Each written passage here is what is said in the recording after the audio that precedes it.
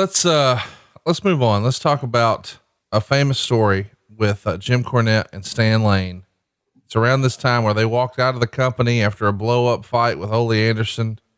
Cornette had spent, I don't know, the bulk of his career at this point working with the NWA, and he's going to leave nearly 7 months before his contract expires, and Stan Lane follows him, but Bob Eaton says he can't afford to do so. So he sticks around, and Wade Keller does an interview with Jim Cornette, here in December of 1990 about what happened.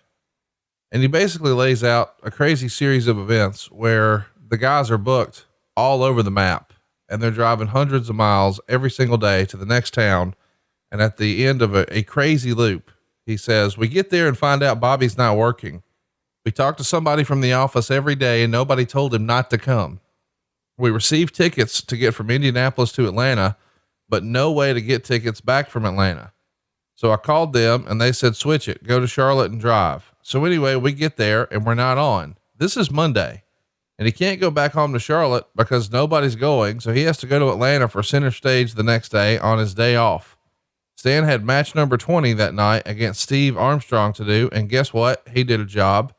We did jobs on pay-per-views, do jobs on the house shows, and do jobs on TV.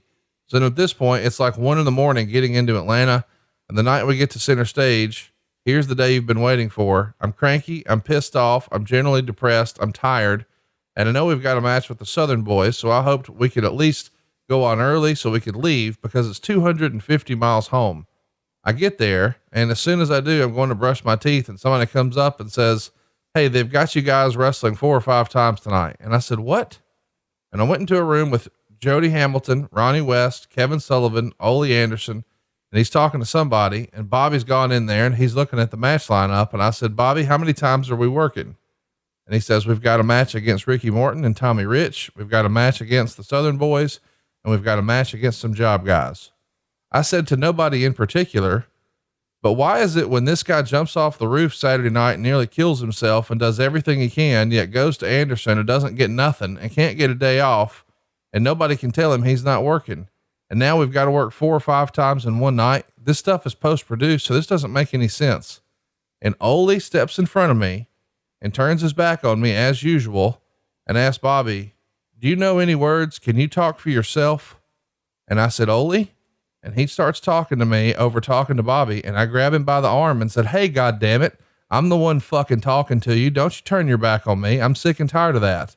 If you want to talk to somebody, talk to me. And Ole said, if you don't like it, you can just go ahead and go home. And I said, that sounds like a good idea. Now, this is a famous story. Cornette's out of here. Stan Lane's going to follow. What do you remember of this blow up with Jim and Ole about the way the Midnights have been treated? Simply another classic example of bad communications, which is the earmark and a trademark of that whole era. You know, first of all, you excuse everybody from the room and the booker, the decision maker, and the affected talent have a private meeting. You just don't do it that way. But that's ego. I was a top baby face. I'm a shooter. I'm a tough guy. I own a sawmill. I'm the boss. Reluctantly, but I like the money guy. Cornette has never been known to hold his temper well. And sometimes he's his own worst enemy in that regard.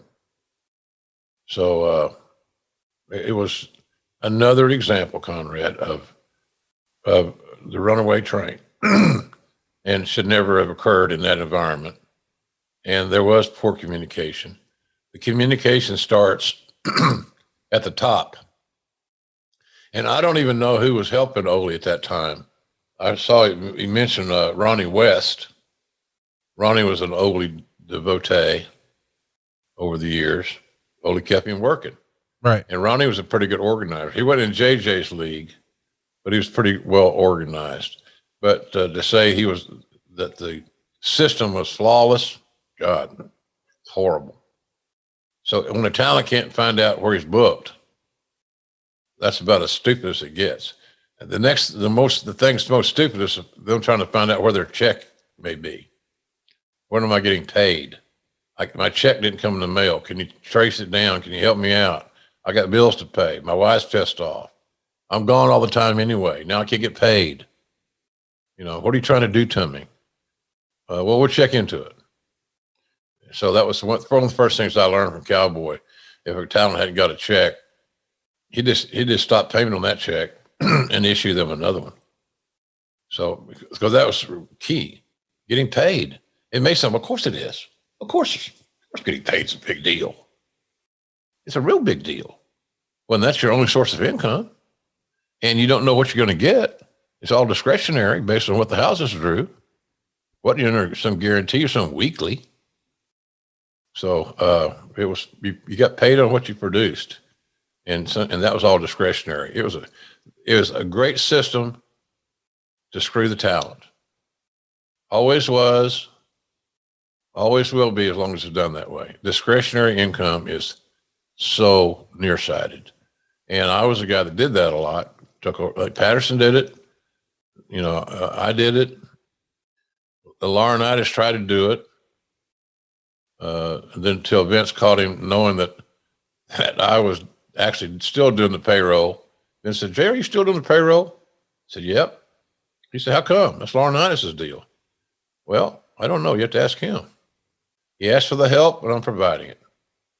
Because you said, Vince, the most important thing that department does is get the talent paid timely, not at discretionary times. Get a system and get the talent paid. And under my watch, talent pay was never late. Because even when I had Bell's palsy, even when I was sick, I did the payroll. So that's how I was raised in the business. So that's what I believed in. But Corny has anger issues, and he's frustrated. He loves his team. He loves the business. He sees the business changing.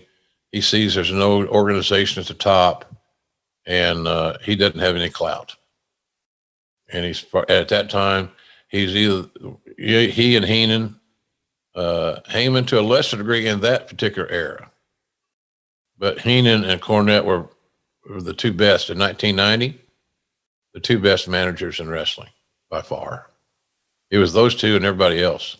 Then, of course, as Heyman got more ingrained, he became in that same conversation as those other two cats. So Corny saw his, how can you be the best at what you do and you can't even get a fucking phone call? That's because things are unorganized and you're not respected, and neither are we. And so if Cornette could feel that, a lot of other people felt the same thing. It's just that I couldn't afford to go home for that. I couldn't do that. I had two ex-wives and two children. I got bills to pay. So, but it was a very famous meeting there, and of course all the stories, because you got more than one wrestler involved there. Just even as an innocent bystander, the stories are going to spread. They're going to have to take their own. They're going to grow on their own. So I'm not sure exactly what happened, but I've heard all the stories about it. But basically, what Cornette just said that you read is how I heard that the most. So I assume that that's the most accurate version. Hey, it's Conrad Thompson. Thanks for checking out the podcast here on YouTube.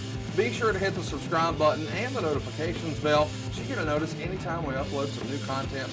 And go save yourself some money right now. If you're in a 30-year loan or you have credit card debt, it's not a matter of if I can save you money. It's a matter of how much. Find out right now for free at SaveWithConrad.com.